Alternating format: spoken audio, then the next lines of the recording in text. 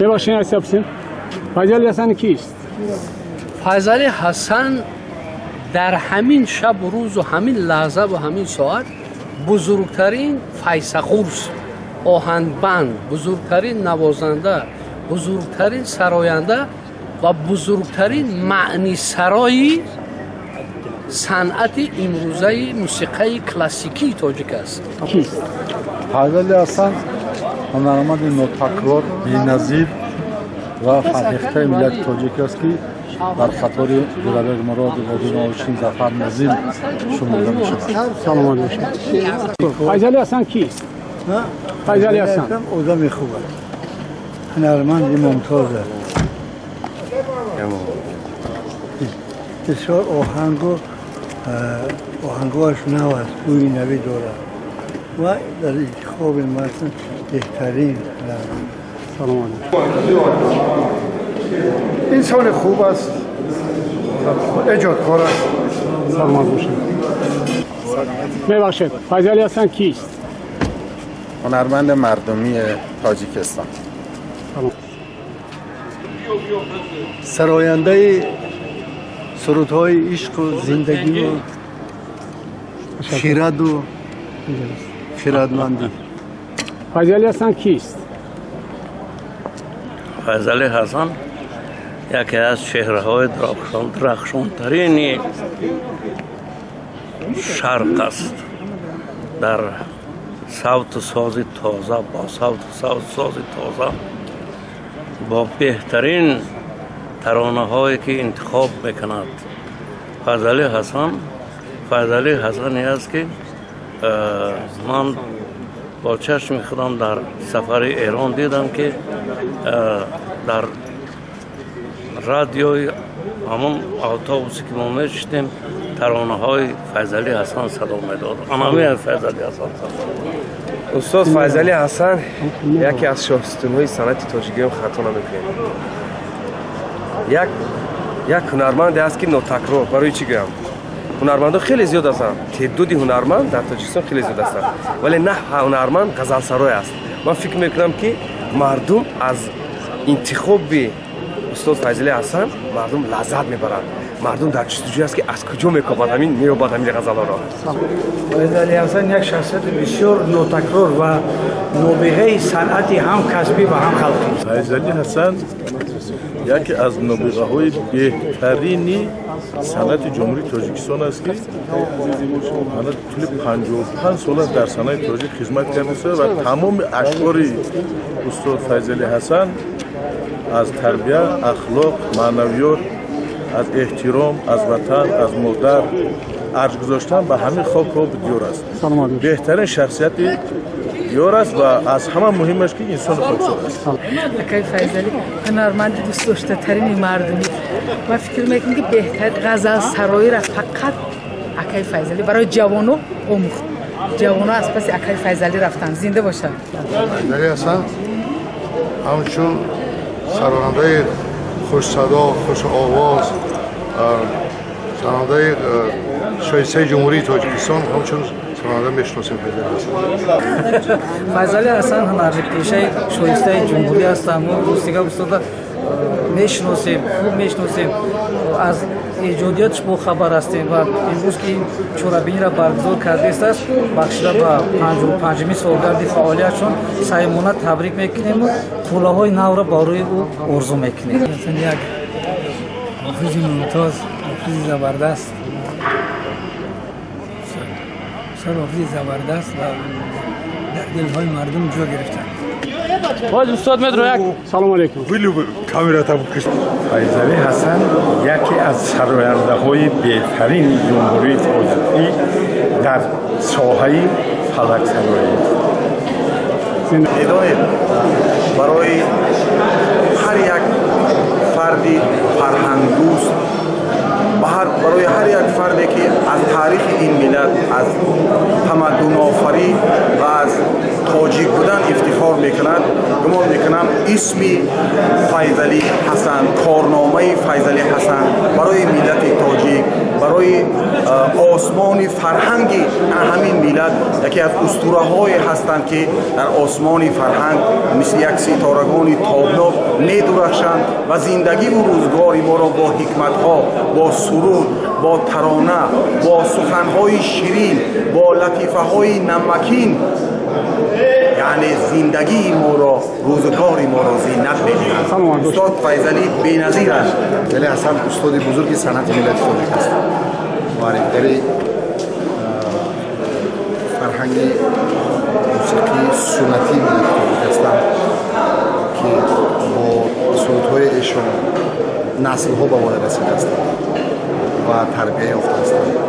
ҳақиқат устод яке аз устодони бузурги санъати тоҷик ҳастанд, маънисаро ҳастанд, миллатсаро ҳастанд ва шогирдони зиёде низ дар ин ҷода тарбия кардагӣ ҳастанд. иншоалло ки мактаби устод абадӣ хоҳад буд. Файзали Ҳасан воқеан яке аз ҳунармандони бисёр ҳам хушсимо, ҳам хушсадо ва яке аз сутунҳои санъати миллати тоҷик аст ва воқеан ҳам бо доштани чунин ҳунарманд мо бояд пеш аз ҳама ифтихор кунем ва ба қадри ин бузургон ҳатман бояд мо бирасем дар ин шоми эҷодишон иштирок кунем, бо онҳо ҳамсуҳбат шавем, зеро онҳо воқеан ғаниматанд барои ҳар яки мо ва вақте ки сурудҳои устодро гӯш мекунӣ воқеан дарк мекунӣ ки чӣ қадар бузургони мо ба маънӣ бештар сару кор доштанд ва хулоса мазмуни ашъор сару кор доштанд. ба ҳамин хотир инҳо як қомуси адаб ҳастанд, қомуси ахлоқ ҳастанд ки аз шунидани онҳо кас роҳат мекунад, ғизои маънавӣ мегирад. ҳунарманде ки тамоми дунё мешиносаш. эҳтироми баланд дорад. ин бо шухай, ҳазлагӯай, инсони хубай. беохир таъриф карда мешавад. беохир. شما چی میگید؟ ما گپای هم برادر تصدیق میکنیم. اکا شما چی میگید؟ گفتم که همیشه سلامت و موفق باشه، افتخاری ما. سلامت. من مردمی تاجیکستان یکی از غزلسرایان به همتا که ما دائما گوش میکنیم، حلاوت میبریم از سخنهای استاد، یک بهره زیاد بهره میگیریم. فیضلی که هم آوازخوان خلق است، دوام دهنده کار و فعالیت هنری آوازخوانی به همتا و به نیست مادینه هاشم شاگردی خیلی شناخته و ارزنده استادند. فیضلی حسنов بسیار یکی از آوازخوانانی بسیار مطرح تاجیکستان است. بسیار ما بسیار خوندنشون پسندم از گوش میدم.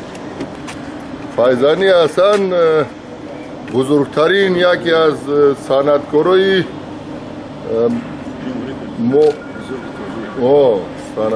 یکی از استادای صنعت توجیه. فیضلی حسن؟ بله. فیضلی حسن بهترین معنی سراست. شاگرد و پرورده مکتب استاد عادل هاشم است و افتخار ملی است. خوشش درست میشیم خطش بخ. فیضلی حسن استادی ما ایدئالی ما برای صنعت هم. بهترین هنرمندی هم تاجیکستان و هم تمام امی آسیای مرکزی ده برای مرا بهترین هنرمند. استاد فیضلی حسن بهترین هنرمندی معنی سرا هستند. استاد فیضلی حسن یک شخصیتی است که تمام خرد و کلان را میشناسند، حرمت میکنند. ما فخر میکنیم که چنین استاد داریم.